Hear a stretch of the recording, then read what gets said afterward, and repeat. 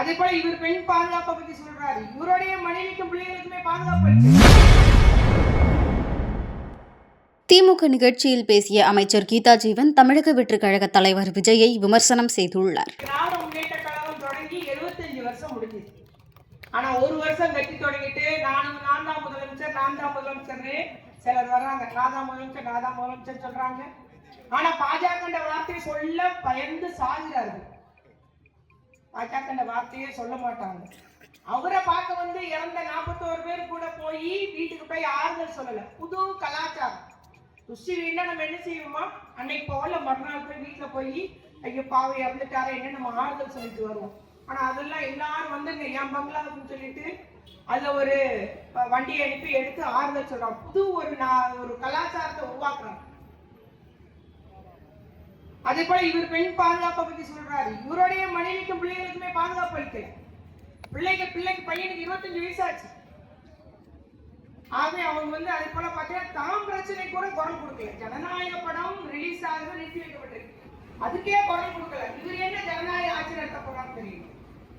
அதனால அதே போல பாத்தீங்கன்னா நமக்கு தமிழ்நாட்டுல பாஜக அரசு எவ்வளவு நெருக்கடி கொடுக்கும். ஒரு வார்த்தை கேட்டாரா? ஒண்ணும் இல்லைங்க. மார்ச் 8ஆம் தேதி கேஸ் விலை உயருது. கமர்ஷியல் கேஸும் உயர்ந்து நம்ம வீட்டுக்குரிய கேஸும் உயருது. ஒண்ணுமே சொல்லலையே. ஏன் உயர்த்துறீங்க கேட்டாரா?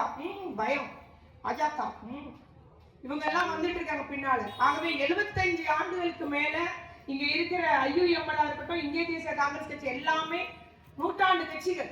காலகாலமா மக்கள் நலம் பெறணும், மக்கள் வாழ்வு பெறணும், மக்களுக்கு உரிமை கொடுக்கணும், மக்கள் நலத்திட்டம் கொடுக்கணுன்றதுக்காகவே திட்டம் போட்டு செயல்பட்டு வர கட்சிகள்.